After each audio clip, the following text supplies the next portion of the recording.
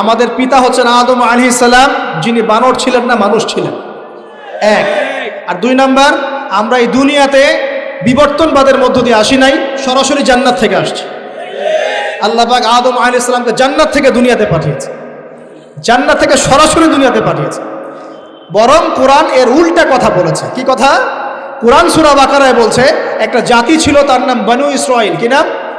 এই বনু ইসরাইলের মধ্যে একটা দলকে আল্লাহ পাক বলেছিলেন শনিবারের দিনে মাছ ধরবে না। কি বলেছেন? শনিবারে, এই যে সাগর আছে আপনাদের মনে করেন, এই শনিবারে মাছ ধরবে না। তো বনু ইসরাইল বেশি চালাক, অতি চালাক, যারা ওই যে প্যালেস্টাইন দখল করে বসে আছে, ওরা দাবি করে আর কি, আসলে এরা সত্যিকারের বনু ইসরাইল নয়, এরা ইউরোপিয়ান জিউস, এরা কিন্তু সত্যিকারের বনু ইসরাইল নয়। এখন এরা অতি চালাক, মাছ ধরে নাই, কিন্তু মাছ ধরার বাদ দিয়ে রাখছে। মাছ আসে, বাদ দিয়ে রাখি, পরে ধরব। এই পাপের কারণে, এই সীমা লঙ্ঘন করার কারণে সূরা বাকারা এবং সূরা আরাফে আল্লাহ পাক বলেছেন ওই মানুষগুলোকে আল্লাহ পাক বানর বানিয়ে দিয়েছে। তাহলে মানুষ থেকে বানর হয়েছে এই দলিল কোরআনে আছে, পড়ে দেখেন। মানুষ থেকে যে বানর হয়েছে এই দলিল কোরআনে আছে, সূরা বাকারায় আছে, সূরা আরাফের মধ্যেও আছে। শনিবারের সীমা লঙ্ঘন করার কারণে এই অপরাধ, এই পরিণতি আল্লাহ পাক কিছু মানুষকে দিয়েছে। তারা এখনো জীবিত আছে কিনা আমরা জানি না, ওদেরকে আল্লাহ পাক মেরে ফেলেছেন না বেঁচে আছে আমরা এগুলো জানি না, কারণ কোরআন এগুলো নিয়ে কথা বলে নাই। এতটুকু কোরআন বলেছে। তবে এখনো কিন্তু বহু বাইরের মানুষ আকৃতির প্রাণীকে আল্লাহ পাক ভেতর থেকে বানর বানিয়ে দিচ্ছেন না। এটা নিয়ে একটা কথা বলতে চাই, সেটা হলো কিয়ামতের আগে আগে আরো কিছু মানুষকে আল্লাহ পাক কিন্তু শূকর এবং বানরে পরিণত করবে। এই হাদিসটা কি জানেন? হাদিসটা শুনে রাখেন, এটা আখিরুজ জামান বা কিয়ামতের আলামত সংক্রান্ত হাদিসগুলোর মধ্যে পাবেন।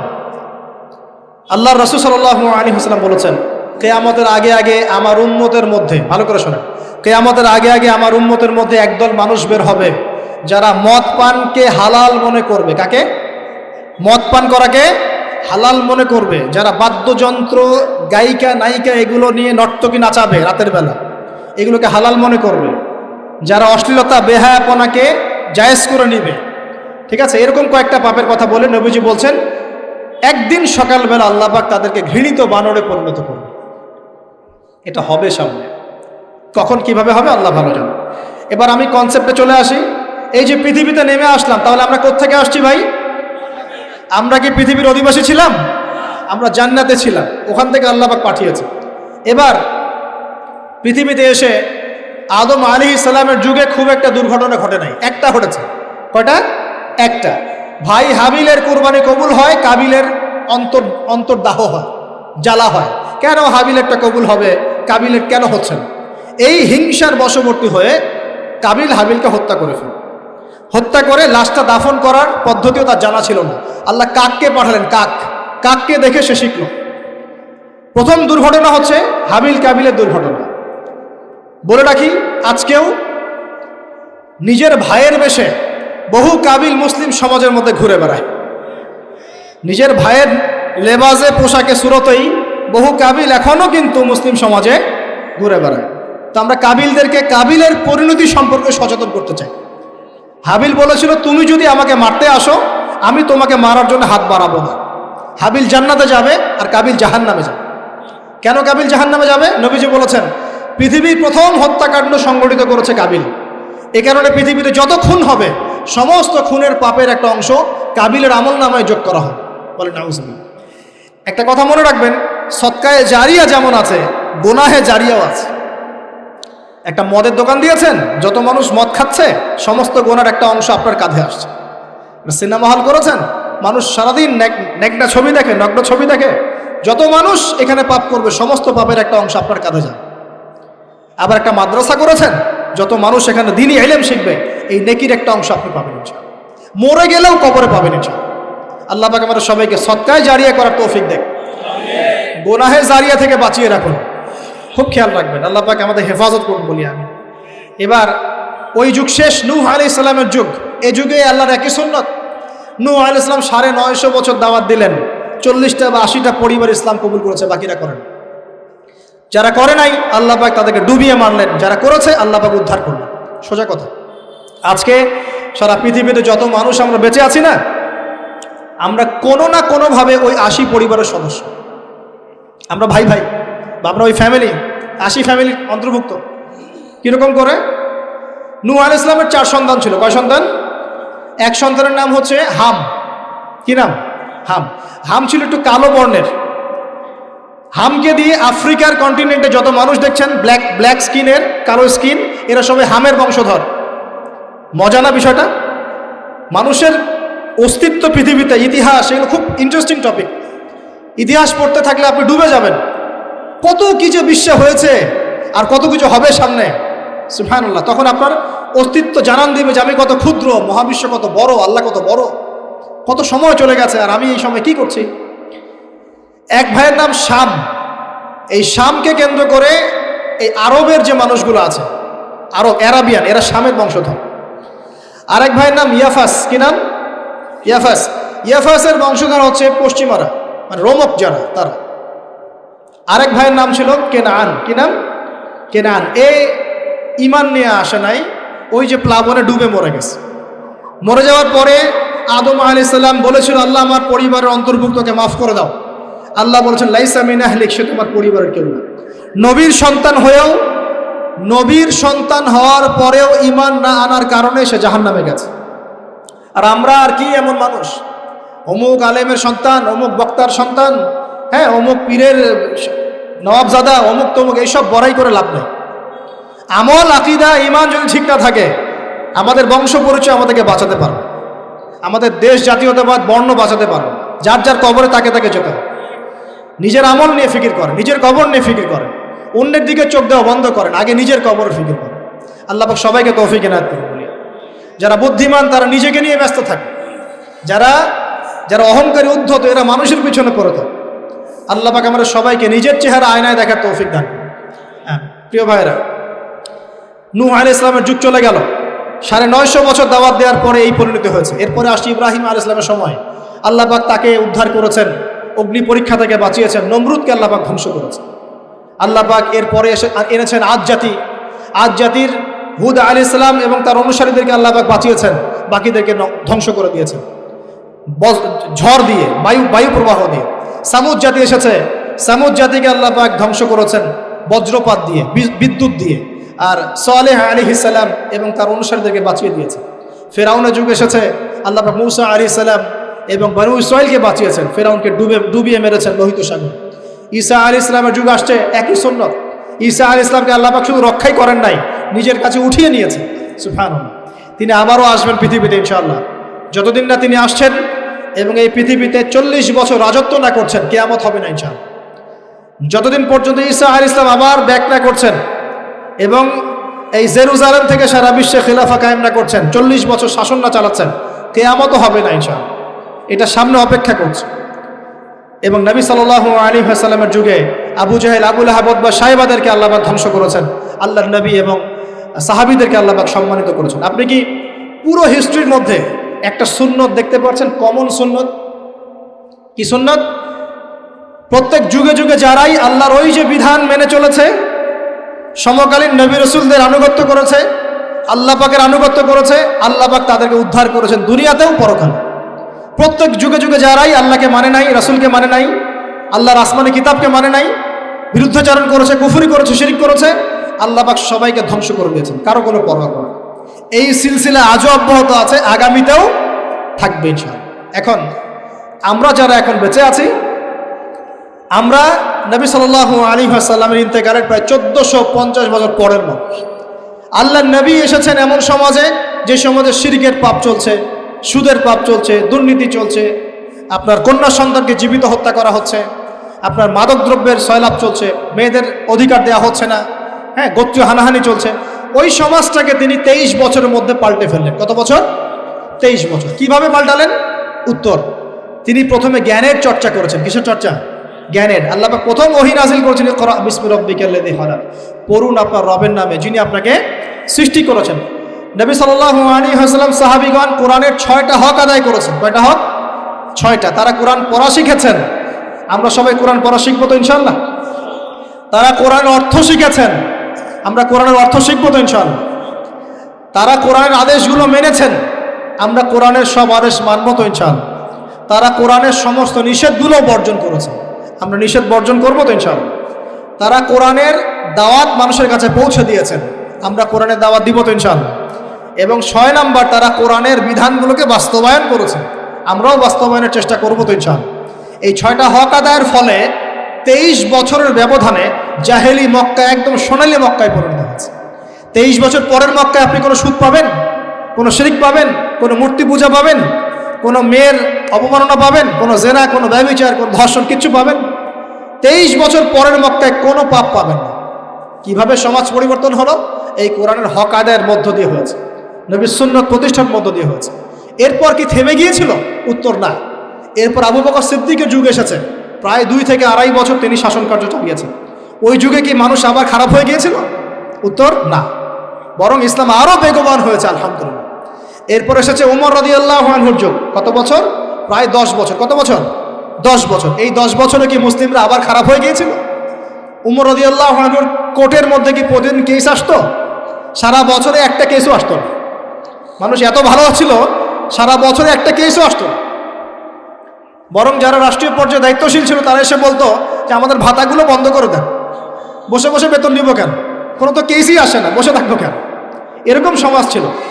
একজন ব্যক্তি খুঁজে পাওয়া যেত না যে নামাজ পড়ে না, একজন মুসলিম পাওয়া যেত না যে জাকাত দেয় না সামর্থ্য থাকলে, এমন মুসলিম খুঁজে পাওয়া যেত না যে কোরআন পড়তে জানে না, হাদিসের চর্চা করে না, যে দাওয়াতি কাজ করে না, যে আল্লাহর পথে দাওয়াত এবং জিহাদে আত্মনিয়োগ করে না, এমন মুসলিমই খুঁজে পাওয়া যেত। এরপরে আসলো উসমান রাদিয়াল্লাহু আনহুর যুগ। ওই যুগে ফিতনা শেষের দিকে সৃষ্টি হওয়া শুরু হল। কোন বিষয়কে কেন্দ্র করে? কোরআন সংকলনকে কেন্দ্র করে ফিতনা সৃষ্টি হল। আতাতায়ীদের, বিদ্রোহীদের হাতে উসমান রাদিয়াল্লাহু আনহুকে নির্মমভাবে শাহাদাত বরণ করতে হয়েছে।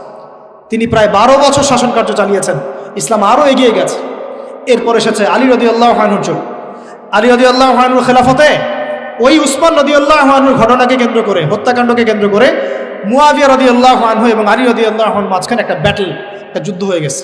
এর নাম হলো সিফফিনের যুদ্ধ। কিসের যুদ্ধ? সিফফিন। যাই হোক, এক পর্যায়ে আলী রাদিয়াল্লাহু আনহুকে এরকম বিদ্রোহীদের হাতে, খারেজিদের হাতে শহীদ হতে হয়। বলেন ইন্না লিল্লাহি ওয়া ইন্না ইলাইহি রাজিউন। তারপরে হাসান রাদিয়াল্লাহু আনহু অল্প কয়েকদিন শাসন কার্য চালান। তারপর উম্মার ঐক্যের খাতিরে তিনি তার শাসন কার্যের ভারটাকে মুয়াবিয়া রাদিয়াল্লাহু আনহুর হাতে সোপর্দ করে দেন, যা ছেড়ে দিলেন। মুয়াবিয়া রাদিয়াল্লাহু আনহুর সময় থেকে উমাইয়াদের শাসন শুরু হয়। উমাইয়ারা শাসন করেছে প্রায় 132 হিজরি পর্যন্ত। কত হিজরি? 132 হিজরি পর্যন্ত, প্রায় 92 ইয়ার্স, 90-92 বছর তারা শাসন করেছে। এ সময় ইসলাম আরও এগিয়ে গেছে, পিছিয়ে যায় নাই। ফিতনা এসেছে, দমন করা হয়েছে। মুসলিমরা বীর দর্পে বিশ্বের বুকে শাসন কার্য চালিয়েছে। এরপর এসেছে আব্বাসীয়দের খেলাফত। জাব নদীর যুদ্ধে উমাইয়াদের পরাজয়ের পরে আব্বাসীয়রা ক্ষমতায় আসে। তারাও ইসলামকে এগিয়ে নেওয়ার চেষ্টা করছিল, ইসলাম এগিয়ে যাচ্ছিল, জ্ঞান বিজ্ঞানের প্রসার হচ্ছিল। আলহামদুলিল্লাহ, ইসলাম পিছিয়ে যায় নাই, মুসলিমরা পিছিয়ে যায় নাই। সারা বিশ্বে দাপটের সাথে আমরা চলেছি। তারপর আস্তে আস্তে ওই আব্বাসীয়দের পতন শুরু হলো। কাদের হাতে? এই তাতারিদের হাতে, মঙ্গোলিয়ানদের। মাত্র 40 দিনের ব্যবধানে পুরো বাগদাদের মধ্যে প্রায় 20 থেকে 25 লক্ষ মানুষকে হত্যা করা হয়েছে। বাইতুল হিকমা ধ্বংস করে দেওয়া হয়েছে, লাইব্রেরি ধ্বংস করে দেওয়া হয়েছে, বইপত্রকে নদীতে ফেলে দেওয়া হয়েছে। তারা ছিল উগ্র জাতি। মঙ্গোলিয়ানদের নাম শোনে নাই? হালাকু খান নাম শুনেছেন? চেঙ্গিস খান, হালাকু খান নাম শোনে নাই? ওদের হাতে মুসলিমদের ব্যাপক দমন পীড়ন সহ্য করতে হয়েছে। এভাবে যুগে যুগে তারপর ক্রুসেডাররা আসছে। ক্রুসেড 1টা 2টা 3টা ক্রুসেড হচ্ছে। আস্তে আস্তে উসমানীয়দের রাইজিং হয়েছে, ফাতেমি খেলাফত এসেছে, মামলুকদের শাসন এসেছে, এদিকে মোগলরা শাসন করেছে, কর্ডোভার দিকে আব্দুর রহমান তারা শাসন করেছে।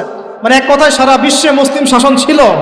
অটোমান এম্পায়ার 1923 এই সময়ের দিকে, 1914 থেকে 1923 এই সময় পর্যন্ত অটোমান এম্পায়াররাই বিশ্বে ছিল। তারপর প্রথম বিশ্বযুদ্ধে যখন তারা রাশিয়ার পক্ষ নেয়, এরপরে ব্রিটেন যখন জয়লাভ করে, এই সময় থেকে মুসলিমদের ডমিনেটেড হওয়ার সময়টা শুরু হয়েছে।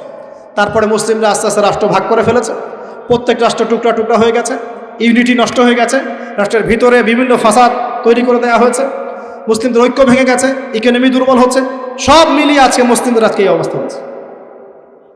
আমাদের এখন যুবকরা চিনে না আল্লাহকে, নামাজ পড়তে মানুষ খুঁজে পাওয়া যাচ্ছে না, জাকাত দেওয়ার মানুষ পাওয়া যায় না। রমজান মাসে পার্ট টাইম রোজা রাখে, পার্ট টাইম তারাবি পড়ে, পার্ট টাইম জুমায় আসে, পার্ট টাইম ঈদে নামাজ পড়ে। প্রজন্ম আস্তে আস্তে এই জায়গায় চলে আসছে। আল্লাহকে চিনে না, রাসূলকে চিনে না, ইসলামের হিস্ট্রি জানে না, আমাদের শেকড় জানে না। এমনি এমনি হয়নি, লাস্ট 100 বছরে এই জায়গায় আমরা আসছি। লাস্ট 100 বছর হিস্ট্রি ভালো করে পড়ে দেখবেন, বলার সময় নাই এখানে। লাস্ট 100 বছর হিস্ট্রি পড়ে দেখবেন যে জায়গায় আমরা ছিলাম সেখান থেকে একদম তলানিতে নেমে চলে আসছি। এখন প্রশ্ন হচ্ছে, এই অবস্থায় কি চিরস্থায়ী থাকবো, নাকি এখান থেকে আমরা সামনে যাব? সামনে যে এমনি এমনি যাওয়া হবে না এটা নিশ্চিত। সামনে যাওয়ার জন্য কিছু কাজ এবং ক্রাইটেরিয়া মেনটেন করতে হবে। আমরা জানি এরপরে আসবে ইমামুল মাহদির শাসন, তারপরে আসবে নবী ঈসা আলাইহিস সালামের শাসন, তারপরে দাজ্জালকে মেরে ফেলা হবে। আর দাজ্জালকে মেরে ফেলার আগে দাজ্জাল তার অনুসারীদেরকে নিয়ে বিশ্ব শাসন করবে 40 বছর। 40 বছর না, 40 দিন। 40 দিন। প্রথম দিন হবে 1 বছরের সমান, দ্বিতীয় দিন হচ্ছে 1 মাস, তৃতীয় দিন 1 সপ্তাহের সমান। তারপরে দিনগুলো আমাদের দিনের মতোই। এরপর ঈসা আলাইহিস সালামের আগমনের মধ্য দিয়ে তার ধ্বংস হবে। এরপর ইয়াজুজ আর মাজুজ বের হবে। ইয়াজুজ আর মাজুজ খুব হিংস্র হবে, তাদেরকে হত্যা করার ক্ষমতা মুসলিমরা থাকবে না। মুসলিমরা তুর পাহাড়ে আশ্রয় নেবে। আল্লাহ পাকের গজবে তাদের ঘাড়ের মধ্যে একটা ভাইরাস জন্ম নেবে, এতে তারা মারা যাবে। বড় বড় নখরওয়ালা প্রাণী আল্লাহ পাঠাবেন, পাখি, এরা এসে এদেরকে উঠিয়ে উঠিয়ে কোনো জায়গায় ফেলে দিবে, মহাবিশ্বের কোনো এক জায়গায় এনে ফেলে দেবে। তারপর আল্লাহ পাক বৃষ্টি বর্ষণ করবেন, প্রচুর বৃষ্টি বর্ষিত হবে এবং বিশ্বের এই জমিনটা উর্বর হবে। তখন একটা ডালিম দেখেছেন ডালিম? একটা ডালিম একটা পরিবার খাবে। একটা ডালিমের খোসার মধ্যে একটা পরিবার আশ্রয় নিতে পারবে। এত বড় বড় ফসল হবে। 40 বছর ঈসা আলাইহিস সালাম এই বিশ্বকে শাসন করবে ন্যায়ের ভিত্তিতে, আদালতের ভিত্তিতে। ঘাটে মহিষে 1 ঘাটে পানি খাবে, বাঘে মহিষে 1 ঘাটে পানি খাবে, কেউ কারো উপর জুলুম করবে না। এরপর তার বিয়ে শাদী হবে, সন্তান হবে এবং তার ইন্তেকালও হবে স্বাভাবিকভাবে, এবং তাকে দাফন করা হবে নবী মুহাম্মদ সাল্লাল্লাহু আলাইহি ওয়াসাল্লামের কবরের পাশে, রওজার পাশে। এরপরে মানুষ আবার খারাপ হওয়া শুরু করবে। এতটা খারাপ হবে যে মানুষ রাস্তার মোড়ে মোড়ে জেনা ব্যভিচারে লিপ্ত হবে, না কুকুর শেয়ালের মতো। এই অবস্থায় পশ্চিম দিক থেকে সূর্য উঠবে এবং ব্যবসায়ী ব্যবসা করতে বসেছে, কাপড় খুলেছে, এই কাপড় গুটিয়ে নেওয়ার আগে কিয়ামত হয়ে যাবে। একজন ব্যক্তি পানির বোতল খুলেছে, পানি মুখে দেওয়ার আগেই কিয়ামত হয়ে যাবে। একজন ব্যক্তি বাসা থেকে বের হয়েছে, বাসায় ফেরত যাওয়ার আগে কিয়ামত হয়ে যাবে। উটকে পানি পান করানোর আগে কিয়ামত হয়ে যাবে। ওই সময় তওবার দরজা বন্ধ হয়ে যাবে। এই ইসরাফিল আলাইহিস সালাম সিংহায় ফুঁক দিয়ে দিবেন, মহাবিশ্ব ধ্বংস হয়ে যাবে। আল্লাহ পাক দ্বিতীয় ফুৎকারের মধ্য দিয়ে আবার সবাইকে উঠাবেন এবং এই দুনিয়ার জীবনে আমরা যে কাজগুলো করেছি এর হিসাব আমাদেরকে দিতে হবে। সেদিন যদি আমরা আল্লাহর কাছে প্রত্যেকটা কাজের হিসাব দিতে পারি, কোরআন সুন্নাহর উপর থাকতে পারি, আল্লাহর বিধিবিধান মেনে চলতে পারি, এই কারাগারের জীবনে আল্লাহর বিধান মেনে চলতে পারি, ইনশাআল্লাহ যেই জান্নাত থেকে আসছি আবার সেখানে ফিরে যাবো। আর যদি ওই দিন আমরা হিসাব দিতে ব্যর্থ হই, আল্লাহ না করুক, তাহলে ওই ইবলিসের সাথে, তার অনুসারীদের সাথে আমাদের সবাইকে জাহান্নামে থাকতে হবে বলে না। এভাবে হিস্ট্রি শুরু হয়েছে, হিস্ট্রি শেষ হবে। এই দুনিয়া চিরস্থায়ী হবে না, আর আমাদের অবস্থা এমন থাকবে না। এখন শেষ কথা হচ্ছে, এই অবস্থা থেকে উত্তরণের জন্য আমাদের কি করণীয় হচ্ছে? উত্তর, আমাদের প্রথম দরকার জ্ঞান চর্চা। কি দরকার ভাই? জ্ঞান চর্চা। প্রচুর জ্ঞান চর্চা প্রয়োজন, জ্ঞান নাই কিছুই করতে পারবে না। দ্বিতীয় কাজ হলো আমাদের সবার দরকার জানা অনুযায়ী আমল করা। জানা অনুযায়ী আমল করা, যে যত বেশি জানি আমল করার চেষ্টা করি, আল্লাহ পাক তৌফিক দান করুন। এরপর দরকার আদর্শ পরিবার গড়ে তোলা। পারিবারিক আদর্শ সুন্দর হলে পরে সমাজটা সুন্দর হবে ইনশাআল্লাহ। আল্লাহ পাক আমাদের সবাইকে আদর্শ পরিবার গড়ার তৌফিক দান করুন। দিনদার মেয়েকে বিয়ে করবেন, দিনদার ছেলেকে বিয়ে করবেন, অল্পে তুষ্ট থাকবেন, পরিবারের বিষয়ে সবর করবেন এবং সন্ততিদেরকে মানুষ করে যাওয়ার চেষ্টা করবেন। এরপর দরকার আমাদের হালাল রিজিক। সবাই যদি হালাল রিজিকে সন্তুষ্ট থাকি, সমাজের মধ্য থেকে অন্যায় এমনি অটোমেটিক কমে যাবে ইনশাআল্লাহ। প্রত্যেকটা কাজ করার আগে চিন্তা করব কিভাবে করলে হালাল হবে, কিভাবে করলে হারাম হবে। এরপর দরকার নবী সাল্লাল্লাহু আলাইহি ওয়াসাল্লামের সুন্নাহ মাফিক জীবন গড়া। 24 ঘন্টার দিন রাতে যে কাজগুলো আছে, এই কাজগুলোকে নবীর সুন্নত অনুযায়ী করার চেষ্টা করব, আল্লাহ পাক তৌফিক দান করুন বলি। আরও দরকার আমর বিল মারুফের কাজ করা, মানে সৎ কাজে আদেশ করা। আমাদের সবাইকেই দাওয়াতি কাজ করতে হবে। একজন দুজন করবে, বাকিরা করবে না এমন নয়, সবাইকেই পার্ট টাইম হলেও দাওয়াতি কাজ করতে হবে। নামাজ আপনি পড়ছেন, নামাজের দাওয়াত দেন। আপনি যাকাত দিচ্ছেন, যাকাতের দাওয়াত দেন। আপনি রমজান মাসে রোজা রাখছেন, অন্য ভাইকেও রোজা রাখতে উৎসাহিত করেন। আপনি সুদ খাচ্ছেন না, অন্য ভাইকেও নিষেধ করেন, ভাই আপনিও খায় না। আমি যা করি সেটা আপনি অবশ্যই প্রচার করবেন, আপনি যা করেন সেটা আপনি প্রচার করবেন, যা করেন না সেটা বলতে যাওয়ার দরকার নেই। তবে হ্যাঁ, আমলের কথা আপনি বলতেই পারেন। যদি আপনি তাহাজ্জুদ নিয়মিত পড়তে নাও পারেন, মানুষকে আপনি বলতে পারবেন তাহাজ্জুদ নামাজ পড়েন, তাহাজ্জুদ নামাজ পড়া ভালো। ইনশাআল্লাহ আস্তে আস্তে আপনি নিজেও আমল করার চেষ্টা করবেন, আল্লাহ পাক তৌফিক দান। আমর বিল মারুফ, সৎ কাজে আদেশ করতে হবে। আরেকটা হচ্ছে অসৎ কাজে নিষেধ করতে হবে। সৎ কাজে শুধু আদেশ করলেই হয় না, অসৎ কাজেও কি করতে হয়? নিষেধ করতে হয়। মনে রাখবেন, শুধু সৎ কাজে আদেশ করলেই জীবনেও কোনোদিন আপনার উপর কোনো বালা মুসিবত, বিপদ আপদ, গালি তহমত আসবে না। যখন আপনি সৎ কাজে আদেশের সাথে সাথে অসৎ কাজেও নিষেধ করা শুরু করবেন, তখন চতুর্দিক থেকে আপনার উপরে বাধা আসা শুরু হবে। এটাই সুন্নত। তবে এটা নবীর সুন্নত। আল্লাহ পাক বলছেন, কুনতুম খায়রা উম্মাহ উখরিজাত লিন-নাস তা'মুরুনা বিল মা'রুফ ওয়া তানহাউনা আনিল মুনকার ওয়া তু'মিনুনা বিল্লাহ। আর আমাদের দায়িত্ব হচ্ছে পরবর্তী প্রজন্মকে মানুষ করে যাওয়া, নিজেদের জানমাল সময় শ্রম দিয়ে আল্লাহর জমিনে আল্লাহর দিনটাকে প্রসার করা, প্রতিষ্ঠার চেষ্টা করা, এবং চরমপন্থী না হওয়া, আবার গোলালু মার্কা শৈথিলতাবাদীও না হওয়া, মধ্যমপন্থী থাকা, নিজের দায়িত্ব পালন করা, অন্যকে দিনের দিকে ডাকা। আমাদের ঊর্ধ্বতন কর্তৃপক্ষ যারা থাকবে সবার সামনে ইসলামটাকে যুগোপযোগীভাবে সত্য মিথ্যাকে স্পষ্ট করে দিয়ে উপস্থাপন করা। তারা যদি কবুল করে আলহামদুলিল্লাহ, যদি নাও করে তাদের দায়িত্ব তাদের, আমাদের দায়িত্ব আমাদের। That's all. আল্লাহ রাব্বুল আলামিন আমাদের সবাইকে কুরআন সুন্নাহ মাফিক জীবন করার তৌফিক দান করুন, বলি আমিন। আমাদের সবাইকে আল্লাহ পাক পুরো ওয়ার্ল্ড হিস্ট্রি পড়ার তৌফিক দান করুন, কোরআনের জ্ঞানী হওয়ার তৌফিক দেখ, এর অর্থ বোঝার তৌফিক দান করুন, নবীর সুন্নাহ মাফিক জীবন করার তৌফিক দান করুন, হালাল খাওয়ার তৌফিক দেখ, আদর্শ পরিবার গড়ার তৌফিক দান করুন, এবং দিন ইসলামকে বিজয়ী করার জন্য আমাদের জানমাল সময় শ্রম ব্যয় করে আল্লাহর পথে কাজ করার তৌফিক এনায়েত করুন। সকলেই বলে আমিন। আকুলু কাওলি হাযা আস্তাগফিরুল্লাহ লি ওয়া লাকুম ওয়া লিসাইরিল মুসলিমিন।